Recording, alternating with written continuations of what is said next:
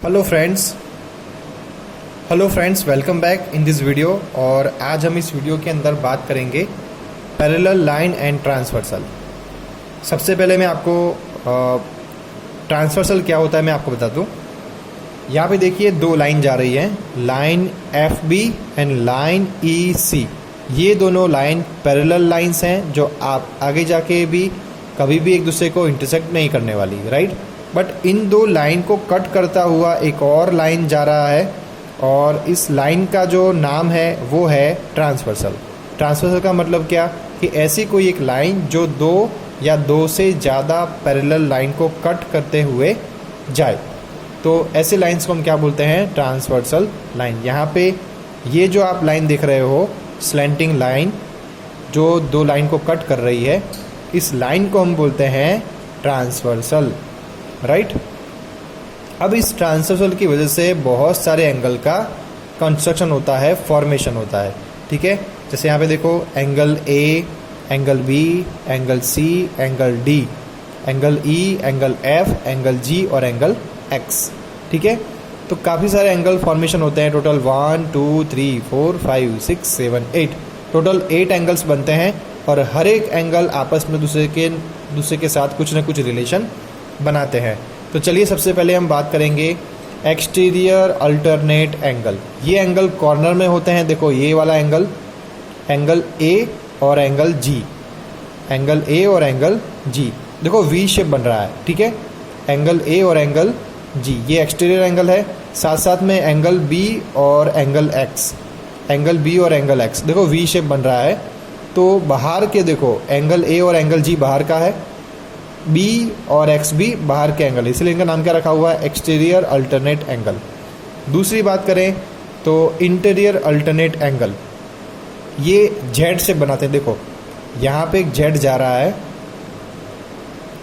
तो इस जेड के अंदर कौन कौन सा एंगल आया, एंगल ई आया और एंगल सी आया, देख सकते हो आप, एंगल सी और angle E, right. Similarly left side से भी एक जेड बन रहा है, एंगल डी और एंगल एफ, एंगल डी और एंगल एफ।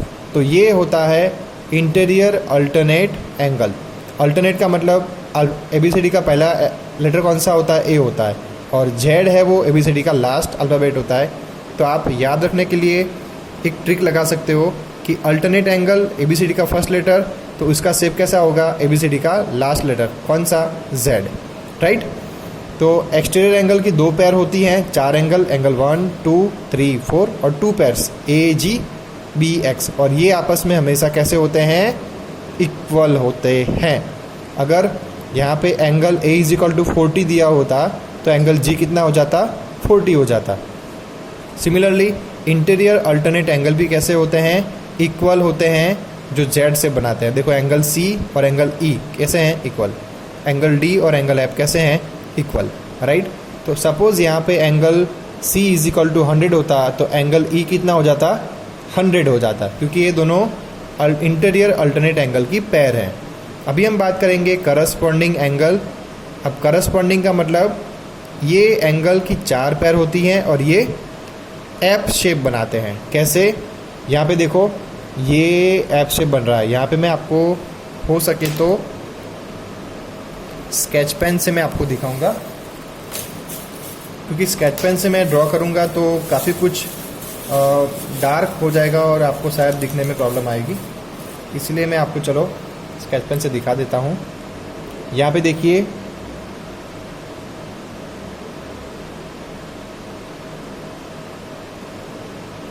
ये एक ऐप बन चुका है। ये कौन सा वाला ऐप है, ये वाला ऐप है, फर्स्ट वाला। इसमें एंगल सी और एंगल जी सब्सटेंड कर रहे हैं, लाई कर रहे हैं, तो ये दोनों एंगल कैसे हो जाएंगे, इक्वल हो जाएंगे। सिमिलरली यहाँ पे मैं देखूँ तो इस साइड में भी एक ऐप बन रहा है, राइट। तो देखिए वो वाला ऐप ये रहा, डी और एक्स, ठीक है। ये वाला एंगल डी और ये वाला एंगल एक्स। सिमिलरली अगर आप इसको रिवर्ट कर दोगे, ऊपर की ओर कर दोगे, तो आपको एक और एंगल मिलेगा, ठीक है। अगर हम यहाँ पे इसको रिवर्ट करेंगे ऐसे, तो यहाँ पे कौन सा एंगल लाई कर रहा है, एंगल ई, और यहाँ पे एंगल ए, ठीक है। और अगर आप इसको रिवर्ट करोगे इस तरह से तो यहाँ पे कौन सा एंगल मिल रहा है आपको, एफ, और यहाँ पे आपको कौन सा एंगल मिल रहा है, बी, ठीक है। तो इस तरीके से आपको टोटल 4 डिफरेंट डायरेक्शन में 4 एफ मिल रहे हैं और ये चारों एंगल कैसे हैं, आपस में इक्वल है, ठीक है। तो इनको हम बोलते हैं करस्पॉन्डिंग एंगल। इनकी 4 पैर होती हैं और ये चारों पैर आपस में कैसे होते हैं, इक्वल होते हैं। अभी हम बात करेंगे इंटीरियर एंगल्स, जिन ये खास कैटेगरी है और बाकी सब तो एंगल कैसे थे, इक्वल थे, मगर इंटीरियर एंगल में कैसा होता है कि 2 एंगल का सम 180 ही आना चाहिए और 180 ही आता है। अगर 180 नहीं आया तो समझ जाना है कि लाइन पैरेलल नहीं है। तो हम आगे ऐसे क्वेश्चन भी करेंगे जिसमें आपको प्रूव करना होगा कि लाइन पैरेलल है कि नहीं, आप चेक कीजिए। तो आपको जस्ट उनका सम कर देना है, 180 आता है तो लाइन पैरेलल, 180 नहीं आता है तो लाइन पैरेलल नहीं होगी। दिखाता हूँ मैं आपको सी कैसे बनाना है। चलिए यहाँ पे देखो सी बन रहा है, यहाँ पे सी फॉर कैट बन रहा है, देख सकते हो यहाँ पे आप, ये सी बन के रेडी हो चुका है। इसमें 2 एंगल हैं, एंगल सी और एंगल एफ।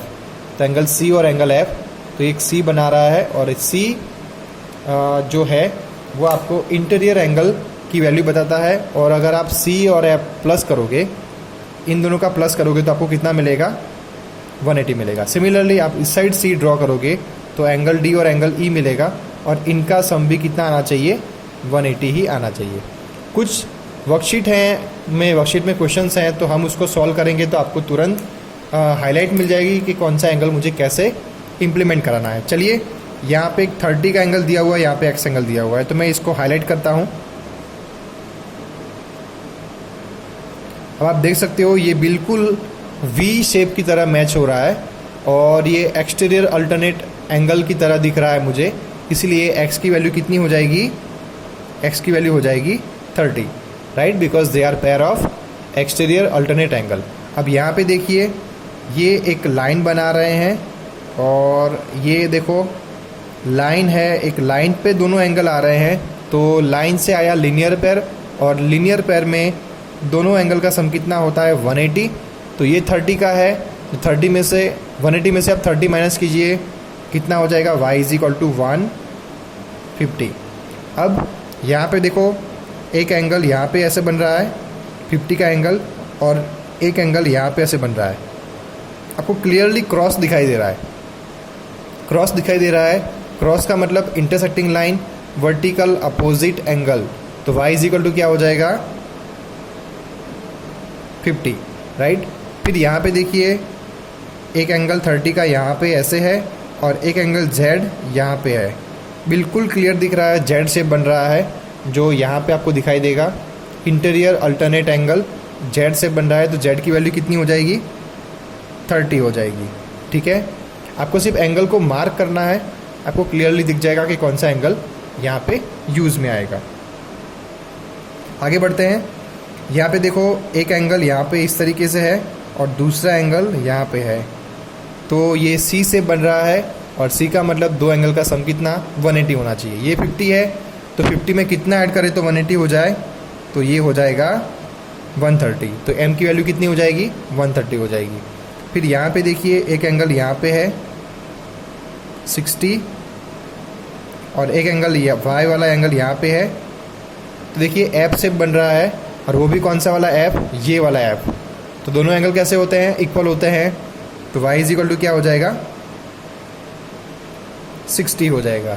सिमिलरली यहाँ पे देखिए 50 का एंगल ये रहा और m का एंगल ये रहा, दोनों आपस में कैसे हैं, एफ शेप बन रहा है, कौन सा वाला, ये वाला एफ, दोनों आपस में इक्वल होंगे, तो m की वैल्यू क्या हो जाएगी, 60 हो जाएगी, राइट। सिमिलरली यहाँ पे देखो एक एंगल बन रहा है x एंगल और यहाँ पे एक 50 का एंगल बन रहा है, ये भी देखो f का शेप बना रहे हैं, मतलब ये करस्पॉन्डिंग एंगल हैं। ये वाला f बन रहा है c और b वाला, b और f वाला, तो दोनों एंगल इक्वल होते हैं, तो x की वैल्यू कितनी हो जाएगी, 50 हो जाएगी। आपको सिर्फ रूल्स पता होने चाहिए, रूल्स पता होंगे तो आप फटाफट सारे एंगल्स कर लोगे।